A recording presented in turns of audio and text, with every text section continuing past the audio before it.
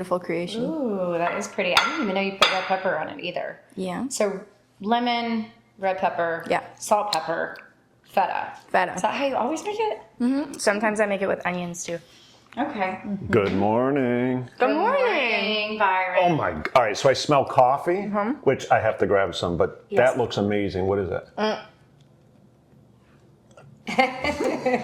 Never ask a question when the mouth's full, right? Yeah. Avocado toast with lemon, red pepper, salt, pepper, feta cheese, and honey. Don't forget Feta the honey. cheese is my favorite. I wouldn't mix with that honey on that. And it sweetens it up. Yeah. So today, I know I'm excited because I get to spend the day in the life of Aris Smith. So, I mean, I didn't know you made this avocado toast, and it looks amazing, which I'm going to try you're learning that. things already. I'm going to learn a lot about you today. Yes, I look forward to it. I'm going to teach you a TikTok dance, so get ready. No, you better be ready because you know what, I can break dance. All right. So watch out, but I don't know about TikTok dancing because that's a little. I think you can do it. Let's hope you can get it in less than like 10 takes. Can't wait to hear some of your music because I've been listening to more and more of it, and Thank you. That's so sweet. and I can't wait to hear where it all comes from because that soulful voice is something really special. Or when was it that you're like, singing's for me? This is what's something I want to do with my life. Yeah, I feel like it was really early in my childhood. I started singing when I was like 2 years old before I could even like form a sentence. Most people aren't even talking. Yeah, I loved it, and it all started with like me listening to Taylor Swift. I was like, I love her. Welcome. Is there a song that you remember from your papa, like that you may have sang when you were younger? Yeah, there is. It was a song that my papa and my mom had written together when my mom was at a very young age, and it's called I Love You So. And it's just a few lines and a few chords, just a sweet, simple melody, but it was a song that we sang throughout our family together with my papa, and it eventually was sung with me and my papa, and it's just a sweet little song, and it gets me like choked up every time I try to sing it. What does going into your senior look like? With all this music talent, I'm sure you're pulled in so many directions, distractions, different things. Yeah. And then what's after high school for college? Right.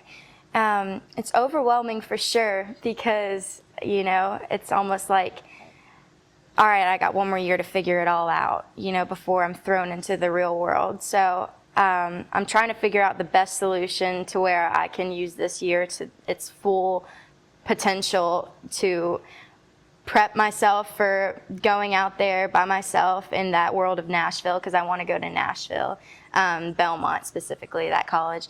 What can I do to prep myself? And I'm going to write as many songs as I can that I think would be hit songs.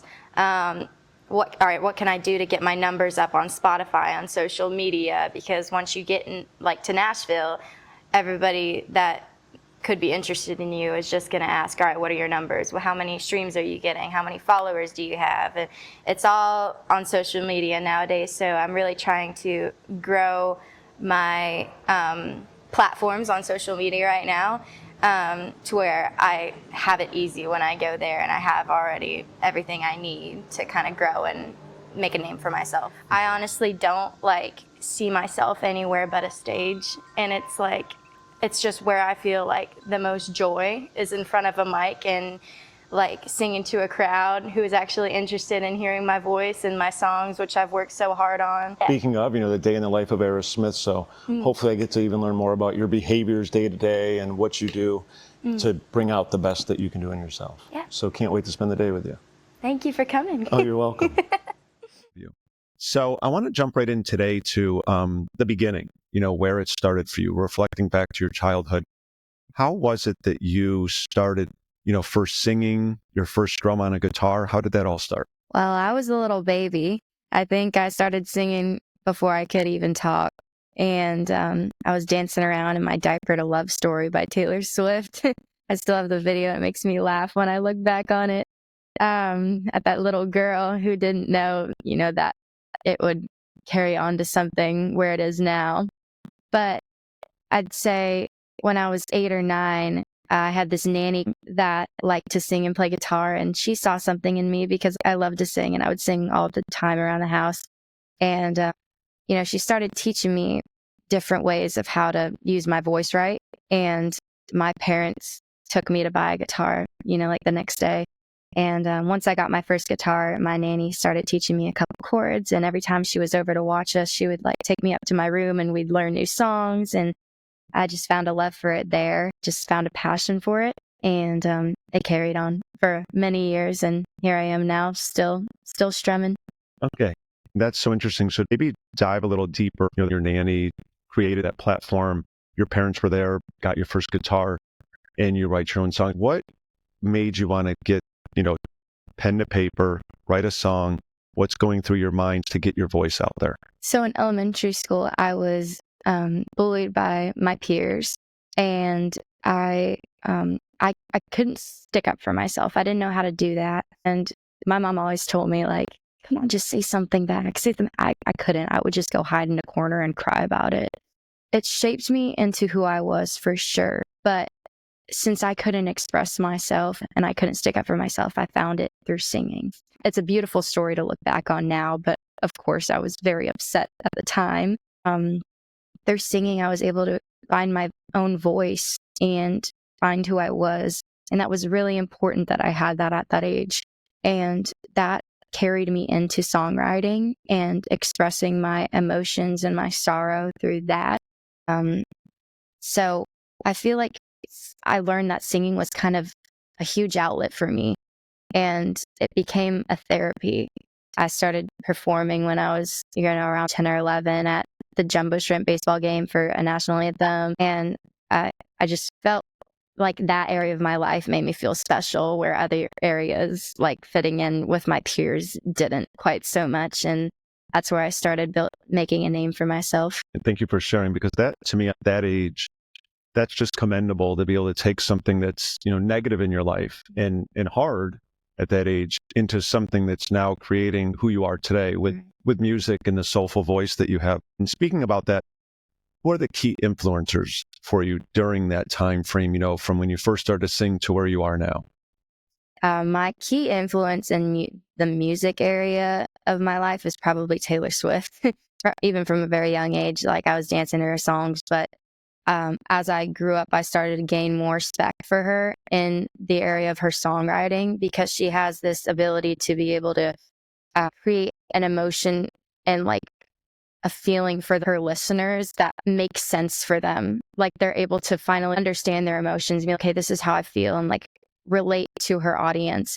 That's how I want to create like music for my listeners, is I want to be able to write lyrics that people can relate to and, finally figure out, okay, this is what I've been feeling and these are my emotions. And that's how I want to connect with my audience. So she's been that key influence for me in the songwriting areas, and just a very big inspiration for me. I'll run to my piano if I hear like something that inspires me from her music. And I wouldn't be the songwriter I am today without having listened to her music my whole life. I mean, sounds like someday you'll be that person that people are looking at from where you're headed. I really hope so. That's my goal. Taylor Swift's big, so I don't know. That's a big goal, but we'll check in another 10 or 15 years, maybe less. So many describe your presence as soulful, like your voice. Now with what you've shared with me about your childhood, with school and your schoolmates and stuff, of what made you put your lyrics out there and write songs, is that potentially where the soulfulness came from? Because when I hear your music, I just feel like there's like an old soul in there. If you can understand that, like it's just, well, thank you. You're welcome. Very nice compliment. You're welcome. It just comes from somewhere that just most people don't have. So if you can maybe share with us where that soulfulness comes from. I've always been a feeler. I've always been a very emotional person. I feel like that came from mostly my mom and how I was raised, because I've always been taught, hey, express what you're feeling. Hey, let's sit down and talk about this. Like, go deeper. That's always how my mom has raised me. And, a lot of people pick up their journals when they're feeling something and write. And I found my therapy and my outlet in songwriting from a young age. I remember the first song I wrote was called Great Again. And that was when my parents told me that they were going to get a divorce. I was shocked. I ran to my piano and I just started writing. And it was kind of about like a love that could never come back and be great again. And I wrote that about their love. And I realized this like huge weight came off my shoulders when I was able to piece it together in lyrics. And I think from there, every emotion that I felt like after that I wasn't able to like figure out in my mind and like connect the pieces. Every time I ran to like my guitar and my piano, like it makes me want to like tear up because like without it, like I wouldn't like, oh my gosh. It's okay. It's commendable, your emotions. Yeah, like it is. I can't imagine my life without it, truly. It's such like a gift from God, like to be able to have that emotional outlet. At an age in your age now of 17, yeah. correct? To be able to have your emotions that you're showing right now, to be able to take your emotions at a tough time, put those emotions to music, because most people don't put those emotions into something so beautiful. Yeah, I almost wish everybody had it, you know? I had to figure out songwriting on my own and what sounded good, and it does take an ear, for sure. It ran in the family. My papa had it, so I mean, that's where I got it from, but gosh, I'm so thankful for it because as I aged and got older, my lyrics got deeper. And obviously, as you get older, you go through more experiences like heartbreak and what it like feels like to love, you know. So like songs that I wrote at 14 are going to sound different than songs I'm writing now at 17 because I have gone through that experience. So the lyrics get deeper, and then I'm able to connect with like my audience on social media when they hear the lyrics and like, oh my gosh, this is how I felt, but I didn't know how to like explain it. And that's like my goal in my career is like, I want that for my audience and I want to create lyrics and emotions so that they can connect to themselves and feel things and have that outlet because they can't write for themselves. So that's what I want. So, you know, you create the song, you're in your studio, you're putting all those emotions into it. So is there someone behind that? Is there someone that you're singing to those words? Yeah, I feel like it depends on the song. Some songs I'll write. I wrote a song called Baby Girl, and it was about looking back at my past self and not knowing the heartbreak that I was going to get into. So it was a song that I was singing basically to myself as an older version and being like, baby girl, keep your eyes on the road. You don't want to miss the next thing. Just kind of singing to myself. So, and then there's songs that like, somebody hurt me. So, you know, I'll be thinking of them when I'm singing it, and it puts that emotion in that song when I'm singing it. Or I'm singing to my audience and I feel like they've been through this before, so I'm going to sing to them and hopefully they connect. It's much more than just singing into a mic and words coming out of your mouth. There is always a picture in a singer's head of like what you're singing to. And so that's a good question. I mean, like, yes, absolutely. There's always something that I'm like thinking about, or I have to like reset before I like go in front of a mic and like get in that emotional state. If I wrote this song when I was heartbroken, go back to that place. What did that feel like? And then I walk on the stage and then I sing from that place, you know? So yes, there's always like a state where you have to be in order to put that emotion in that song. And that makes it great as a listener, because I actually want to go back and listen to some more of your songs now, because in hearing this, I think it'll be even more meaningful even to all the people out there that are watching this. And when they listen to your music, I think that's going to bring an emotional connection to your music and your audience. Yeah. So that's awesome. Thank you. You're welcome. Is there one song that maybe stands out that has a profound meaning to you? There's a particular song by Hillsong that I'm sure everybody knows, but it's called Oceans. And that song is very meaningful to me because I mentioned my papa and how, you know, he had the music in him, and he would pick up a guitar and play with me at a young age too. And unfortunately, he passed 6 or 7 years ago. He always talked about how Oceans was his favorite song. So when he started getting sick and unhealthy, he requested that I sing it to him in the hospital. And I brought my guitar there and sang it to him. And then he passed, and I was asked to sing it at his funeral.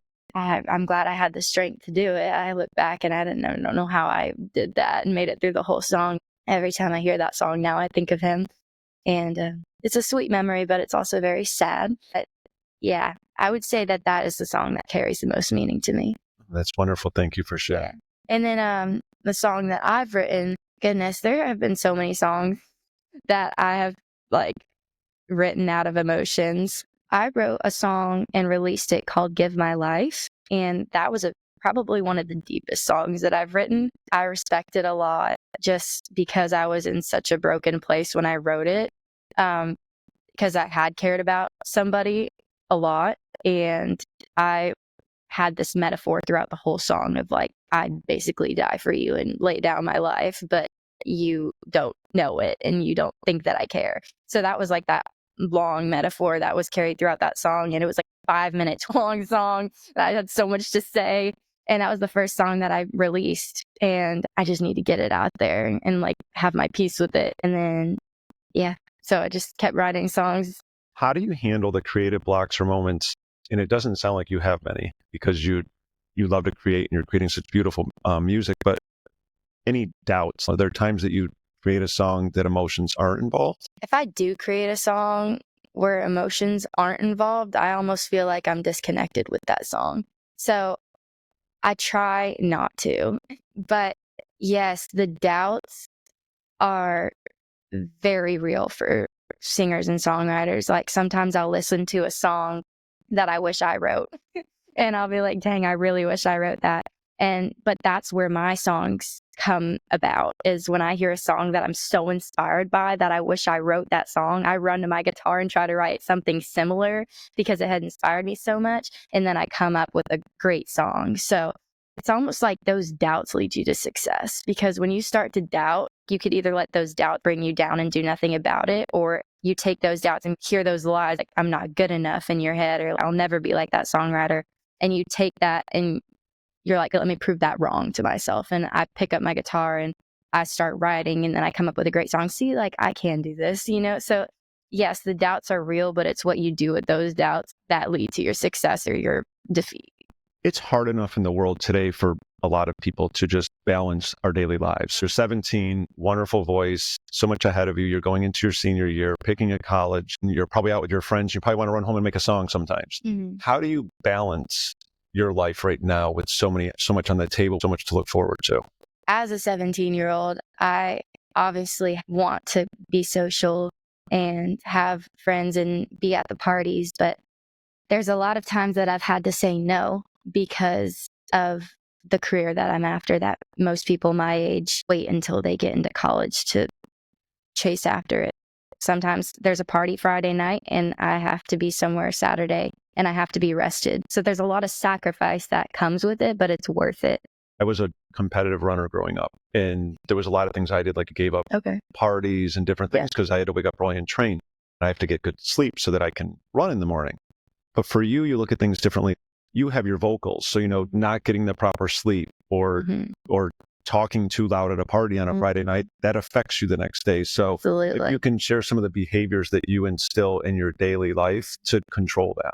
Yeah, I was opening for country singer Mark Wills, and 3 weeks before that, I was like very strict on my social life. I was like, I'm not seeing people at all the week before. I'm like resting every day. I'm working out. I'm drinking tea. I'm going to run through my set, like my 40-minute long set twice a day.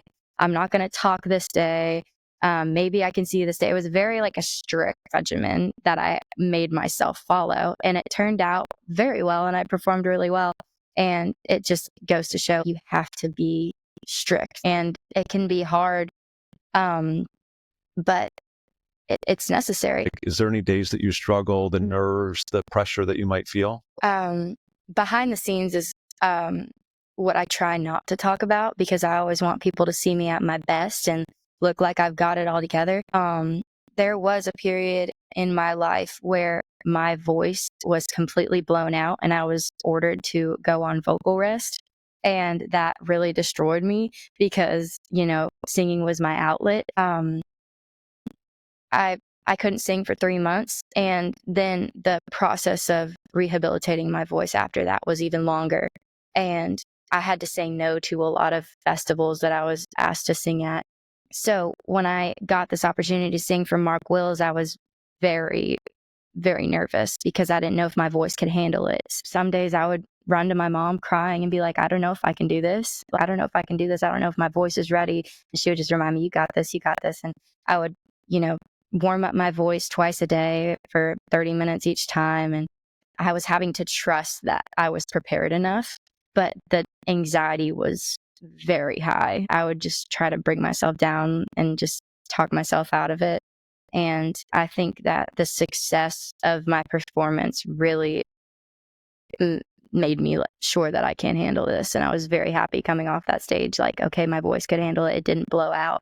Because performances before, I used to be a worship leader. So I could only sing one song and I couldn't talk after I came off the stage. My voice was fried. It was really scary going into that, thinking that could happen. So you mentioned tea. What are some other, if you want to share any secrets that you have to keep that voice sounding the way it does on a daily basis? I don't have coffee before I sing because I do have acid reflux really bad. That was something that I was diagnosed with like a year ago. That's why my voice burns if I have certain foods. So I have to be careful about my diet leading up to a performance. Some things I have to stay away from.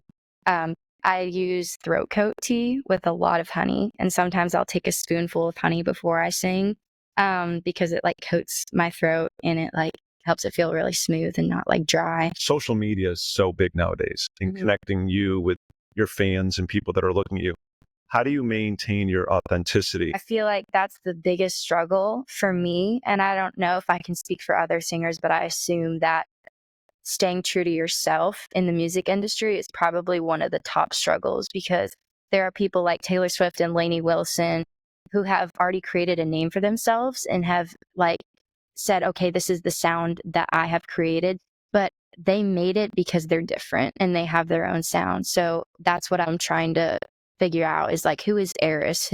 What is my sound and what is going to draw people to me? Who is my audience? So I feel like in this like time of my life, I'm trying to create that so that when I get in a big city like Nashville, I'm not going to be so easily like molded by other people and what their abilities and capabilities are, because that's not me. That is the biggest part of being a performer and making it, is you have to have that.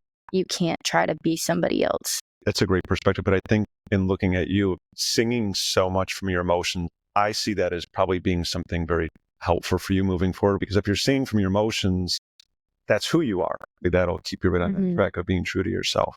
So are there any rituals or habits that keep you grounded with everything pulling at you, social media, friends, and different things? Are there hobbies or different things outside of singing that you like to do with yourself or your friends or your family? I'm a Christian. I have a deep relationship with the Lord, and I feel like that is what keeps me grounded mostly. Staying in tune to what He has for me and what He's calling me to do on this journey of my music it's very important that I keep my ears open to what He is saying I should do.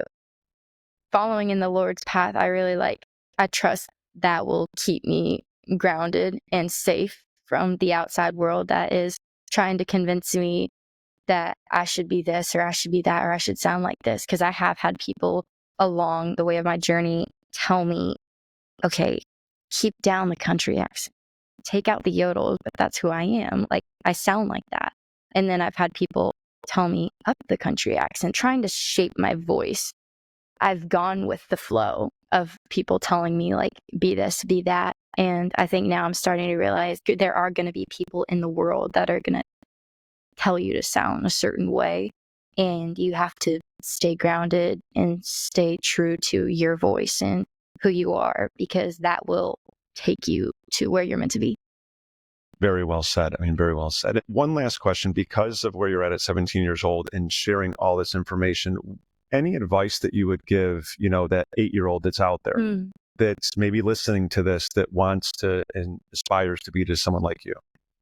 I would say the most important thing is to stay true to yourself and don't let this world bring you down, because this world is mean and people are insecure and they are going to tell you that you're not good enough or you're not going to be able to make it, or you should try a different route. But if it's your dream, baby, chase it. I look at those little girls and I even look at myself, and I'm glad that I kept strumming and kept singing. And I like encourage all those little girls out there, like, if this is what you want to do it. Like, fly, little bird. You have the talent. You are beautiful. This world will tell you you're not, but you are. And you have to remember that. Thank you for being on My Good Content. And Thank you for having me. You're welcome, and sharing your story from how you started to where you are now, and that wonderful advice that you've given to all the youngsters out there. Thank you very much. Thank you. Would you like to see where the magic happens? Absolutely.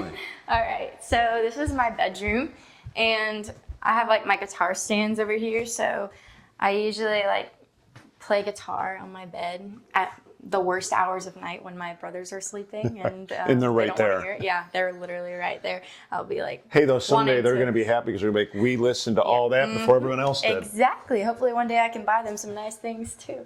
But yeah, I'll just be like picking it up at 1 a.m. and jamming away. And my job is over here, where the piano lies. And yeah, this is also where I write music as well.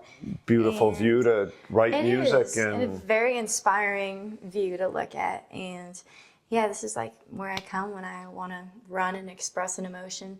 So here we are. And Here we are.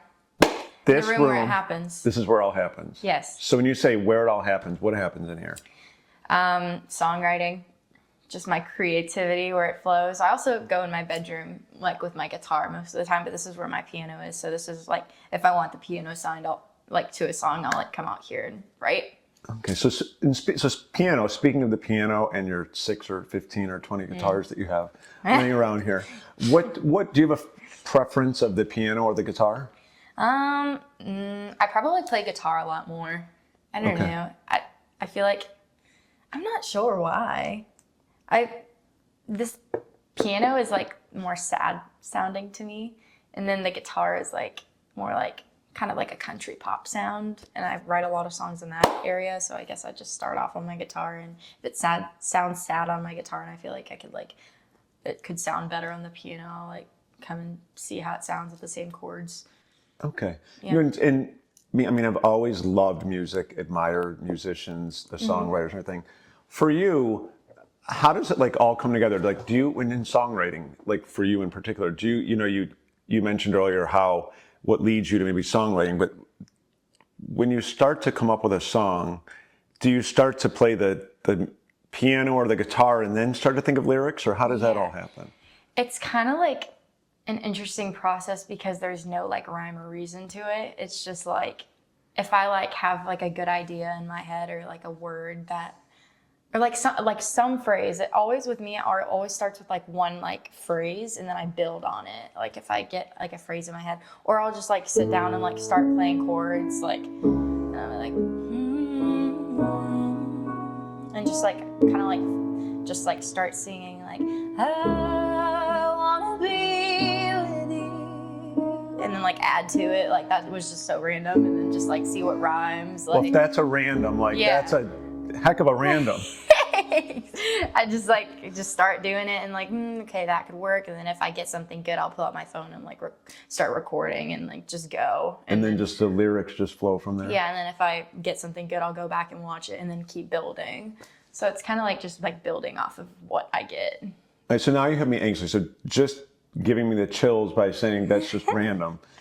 Can you, in the songs that you've created yourself, can you please share with me and everyone watching out there a song that you've written? Yes.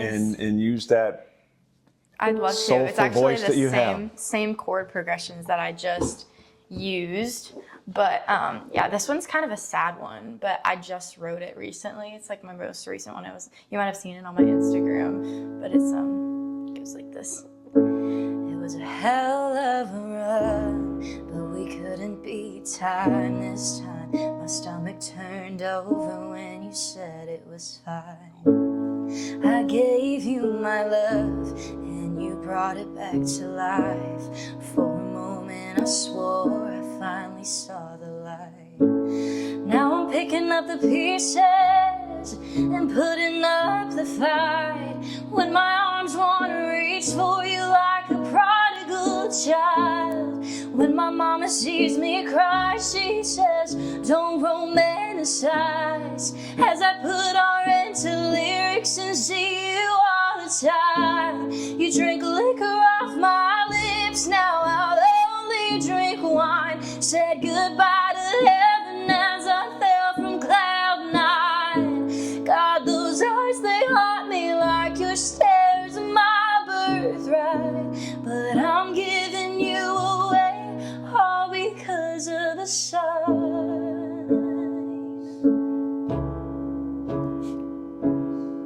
That's it. That is beautiful. And so you just wrote that song? Yes. Recently? Yeah, recently. I'd say like a month ago. So now what happened, if you don't mind sharing, to help you get to the point of songwriting, creating the lyrics and everything? Me liking somebody, but also having to chase after this dream that I have. So I can't like have any distractions. So that's why I started the song with like, it was a hell of a run, but we couldn't beat time, because like it was a hell of a run. Like, I liked you, but we can't beat time because I have to put like everything I have into my music. So like, I can't be with you even though like I love you kind of like idea. And so I wrote that like based off of that. And it was like cool because like throughout the day I just kept getting like more ideas and more lyrics, and I would just put it in my notes, and it was like all jumbled around. And like then I sat down on my piano and like organized it, and everything was coming together. And that's like when I feel the happiest, is when I was like, oh my God, like it's coming together. It sounds good. Like it's not on a sheet of like notes anymore. It's actually like a song now. And it's cool. Like, I don't know. It's like the best feeling ever when you can kind of like piece it together. All together, come together. And make it like a song. That was beautiful. Thank you you for sharing. Of course. So now, since I have you in here and I know I have some of your time, is Taylor Swift, I know, is a big role model for you in the music world. Can you share a snippet of your favorite Taylor Swift song? I'm throwing this little one at you out of nowhere. All right. Okay. All right. All right, this is All Too Well by Taylor Swift. Okay. A lot of people know it. 'Cause there we are again in the middle of the night. We're dancing around the kitchen in the refrigerator light. Down the stairs, I was there. I remember it all too well. Maybe we got lost in translation. Maybe I asked for too much. Maybe this thing was a masterpiece till you tore it all up. Running scared, I was there. I remember it all too well. How was it? Oh my gosh, chills right now. That's Thank wonderful. Now I really want to ask you this question. So you're 17 going into your senior year. Yeah. Head on your shoulders, looking at all the right behaviors, decisions so that you can chase your dream. Let's forward to 2030. 2030. So 5.5 years from now, try to put yourself out there. Okay. You're on a stage, where and singing with who? If I had a choice, like a dream, okay, I would be opening up for Taylor Swift. If I could, I would be opening up for Taylor Swift, or even better on tour, like my own headliner, and people were buying tickets to see me, and I was making good money, and I was like set in Nashville. I had a place in Nashville, and I made it, I'd say. So that would be a dream come true. But I know that reality, you have to have those years where you build yourself, and you have those times where people haven't noticed you and you're working and there's doubt, and that comes along like, will I ever make it? So I know that that's a big reality of making it in the music industry. But a dream would be that I, make it pretty fast, and, I have that name for myself. Well, I'm buying a ticket. So now I'm throwing one more at you, just because your voice is just so beautiful, and to have the opportunity to sit here with you. So 2030, you're on that stage. Yeah. If you could pick a song right now to give us a little sneak peek or a little clip of, what would you open up with? Oh my gosh. I'm gonna have to grab my guitar for this one. Go grab your guitar. All right. You've chased your dream. You're on stage. Yeah. And you're opening up. You have so many wonderful, beautiful songs, but give us a sneak peek of 2 or 3, put them together, make your own mix of those songs that you want to share with us. All right, I've got an idea. I've got this song called Country Love that I haven't recorded yet, but I think could be a hit maybe. So y'all can hear it. Oh, and I get a sneak peek here. All right, So do you all yeah. out there. All right, it goes like this. Hey, country love, I've been dying to know you. Tell me that you play guitar, maybe sing too. You're writing your love songs, don't know they're about me, but I'm singing to you, won't you feel me? You'll know I'm the one when you see, and I'll say, where the hell you been, baby? And that sunset'll be with you, riding on the horse's back, dancing in a bar when my blonde meets your cowboy hat. Take me around your small town, let me drive that Ford with your foot on the gas. Give me a chance at love like that. Give me a chance at love like that. Hey, country love, wanna know all you've been through. Has your heart been broken too many times to count to? What made you the man I prayed God give to me? They say all of the hurt is worth something. At sunset I'll be with you, riding on a horse's back, dancing in a bar when my blonde meets your cowboy hat. Take me around your small town, let me drive that Ford with your foot on the gas. Give me a chance to love like that. Give me a chance to love like that. Hey, country love, I've been dying to know you. Tell me that you play guitar and maybe sing too. That's my song called That was Country beautiful. Love. So that's a new one for you, brand new. No, I think I wrote this song 2 years ago. Okay. Yeah. But it's one that I've wanted to record for a long time. Gotcha. That was Yes. beautiful. Thank you. All right. I mean, I could sit here all day and listen, but I know you have a challenge for me, so I think we have to move on to that shortly. Yes, we do. So it's dip right knee out, dip left knee out, dip right knee out, dip left knee out. And then it's to the side, up, to the side, up. Yeah. You got that part down. So it's like, This is so easy for you. Everything today is easy for you. You sing music beautifully, now you dance. if you want to take me running, I don't think that would be too pretty. Oh, you didn't know about we're doing that next? Oh, no, not. Absolutely not. All right, let's see where you are. Try not to get out of the camera frame. You're asking a lot.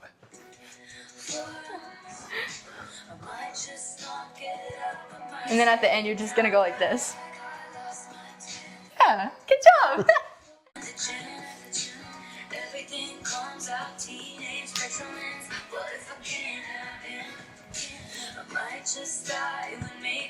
Knees again.